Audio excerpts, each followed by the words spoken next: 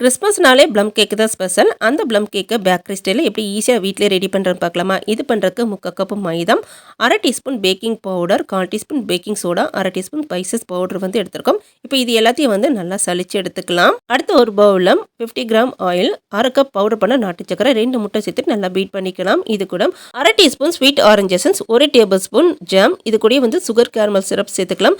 Sugar caramel syrup அடுத்து plum கேக்குக்கு தேவையான ஃப்ரூட் சோக்கிங் வந்து எப்படி பண்ணுறதுன்னு சொல்லிட்டு லாங் வீடியோ நான் டீட்டெயிலாக கொடுத்துருக்கேன். இதுக்கான லிங்க் வந்து டிஸ்கிரிப்ஷன் பாக்ஸில் இருக்குது, கீழே ஸ்க்ரீன்லையும் கொடுத்துருக்கேன். தேவைப்படுறவங்க செக் பண்ணி பார்த்துக்கோங்க. இப்போ நம்ம ரெடி பண்ணி வச்சிருக்க இந்த ட்ரை இன்க்ரீடியன்ஸ் கூட இந்த ஃப்ரூட்ஸ்லாம் சேர்த்து நல்லா மிக்ஸ் பண்ணிக்கலாம்.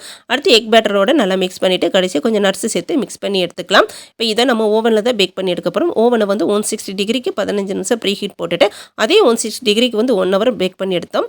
பேக்கிங் டைம் வந்து நம்ம எடுக்கிற ஒவ்வொரு பேன் சைஸுக்கு ஏற்றாப்புல வந்து மாறுபடும். இது பற்றின டவுட்டும் நான் வீடியோஸில் வந்து தெளிவாக சொல்லியிருக்கேன். நீங்கள் போய் பாருங்கள், புரியும்.